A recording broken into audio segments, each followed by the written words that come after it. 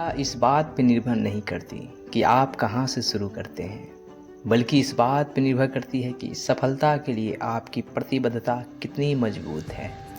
आज हम एक ऐसे ही सफलता की कहानी जानेंगे जिसका सफ़र 60 साल पहले साइकिल पे शुरू हुआ था और आज यह सफ़र चंद्रमा और मंगल ग्रह होते हुए सूरज के करीब पहुंच चुका है। जी हाँ, हम बात कर रहे हैं आज की तारीख में दुनिया की सर्वश्रेष्ठ अंतरिक्ष एजेंसियों में शुमार भारतीय अंतरिक्ष अनुसंधान संगठन यानी इसरो कि हम इस वीडियो में जानेंगे इसरो की स्थापना कैसे हुआ, किस तरह इसरो ने अपना सफ़र एक साइकिल से शुरू कर मंगल और चांद पे पहुंचने में सफलता हासिल की, और साथ ही इस वीडियो में इसरो के प्रमुख अंतरिक्ष प्रोग्राम और उनसे जुड़ी रोचक कहानियों को जानेंगे। तो आइए सबसे पहले इसरो की स्थापना के सफ़र की चर्चा करते हुए भारत में अंतरिक्ष पे शोध कार्य को वर्ष 1920 में शुरू हो गया। इस समय अंतरिक्ष से जुड़ी खोज में एस.के. मित्रा, मेघनाथ साहा और सी.वी. रमन जैसे प्रमुख भारतीय वैज्ञानिकों ने अपना योगदान दिया था, लेकिन संगठित अंतरिक्ष अनुसंधान की खोज शुरू करने का श्रेय भारत के दो प्रसिद्ध वैज्ञानिक डॉक्टर होम जहांगीर भाभा और डॉक्टर विक्रम साराभाई को जाती है, जिन्होंने भारतीय अंतरिक्ष कार्यक्रम शुरू करने में सबसे अहम भूमिका निभाई थी। भारत के अंतरिक्ष कार्यक्रम और इसरो को दूरदर्शी और प्रतिभाशाली वैज्ञानिकों और इंजीनियरों का हमेशा साथ मिला है, जिन्होंने इस संगठन और इनके मिशन को सफल बनाने के लिए अपना जीवन समर्पित किया है। जैसे डॉक्टर विक्रम साराभाई के विजन ने भारत में अंतरिक्ष शोध कार्यक्रम की नींव रख और इसरो की स्थापना का मार्ग प्रशस्त किया था। समय के साथ डॉक्टर ए.पी.जे. अब्दुल कलाम और डॉक्टर राधाकृष्णन जैसे प्रतिभाशाली वैज्ञानिकों ने इसरो को उत्कृष्टता की ओर अग्रसर करने में अपना योगदान दिया। इसरो को पहले भारतीय राष्ट्रीय अंतरिक्ष अनुसंधान समिति, इसको आर के नाम से जाना जाता था। इसे भारत सरकार ने 1962 में डॉक्टर विक्रम साराभाई की परिकल्पना और तत्कालीन प्रधानमंत्री पंडित नेहरू की सहमति से स्थापित किया था। इनक के अंतर्गत ही वर्ष 1963 में केरल के एक मछुआरे के गांव में, जो चुंबकीय भूमध्य रेखा के करीब था, इसी गांव में Thumba equatorial rocket launch station टाई RLS की स्थापना की गई। यहीं से भारत ने अपने पहले साउंडिंग रॉकेट का 21 नवंबर 1963 को प्रक्षेपण किया था।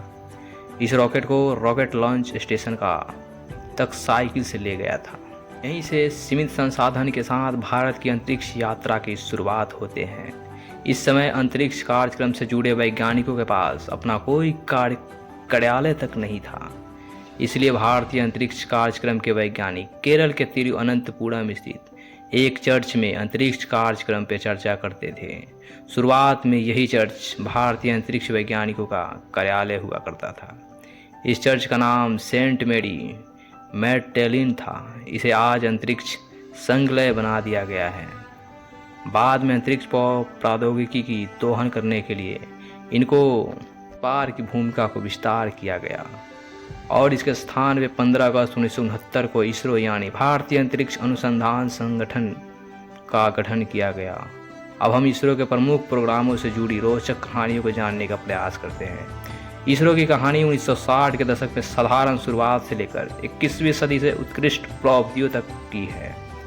पहली कहानी पहले उपग्रह की। यह बात है वर्ष 1975 की, जब भारत ने अपना पहला सैटेलाइट आर्यभट्ट लॉन्च किया था। भारत के पहले उपग्रह आर्यभट्ट का नाम 5वीं शताब्दी के गणितज्ञ और खगोल शास्त्री आर्यभट्ट के नाम पर रखा गया था। आर्यभट्ट उपग्रह को पूरी तरह से भारत में डिजाइन और निर्मित किया गया था और इसका वजन 360 किलोग्राम था। बता दें कि इसे 19 अप्रैल 1975 को रूस के कॉपेस्टीन यार्ड स्पेस सेंटर से Soviet commas 3M rocket launch किया था। आर्यभट्ट के सफल परीक्षण के बाद इसरो ने संचार, रिमोट प्रोसेसिंग और मौसम विज्ञान के लिए कई उपग्रह लॉन्च किए, जिसके तहत इसरो ने वर्ष 1983 में इनसेट ऑफ बी की शुरुआत की। यह भारतीय राष्ट्रीय उपग्रह अर्थात इनसेट प्रणाली एशिया प्रशांत क्षेत्र में सबसे विशाल घरेलू संचार उपग्रह प्रणालियों में से एक। इनसेट के लिए तुल्यकालिक कक्षा का जो पृथ्वी से 1000 किलोमीटर की ऊंचाई पर स्थित होती है। इस कक्षा में 9 परिचालन संचार उपग्रह स्थापित किए गए हैं।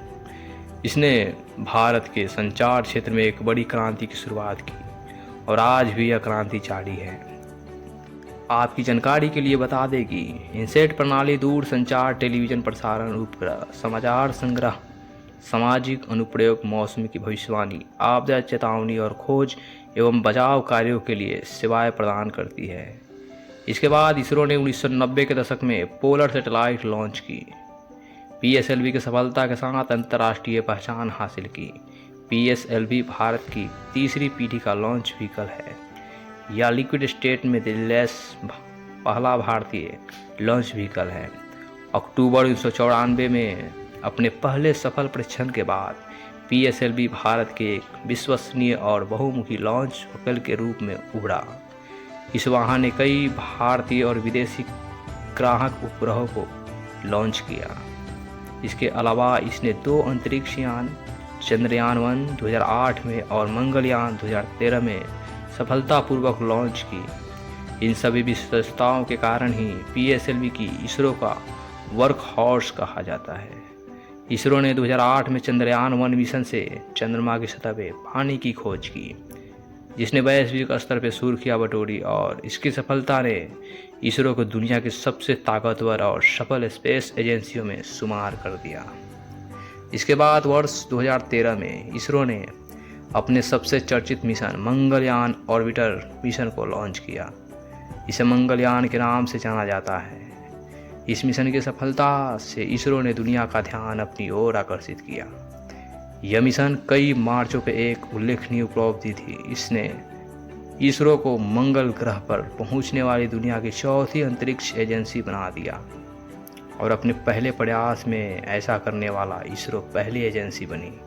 इसरो का यह मिशन अब तक सबसे कम खर्चीले मंगल मिशन है, जिसकी कुल लागत लगभग 450 करोड़ थी, जो कई हॉलीवुड फिल्मों के बजट से भी कम थी।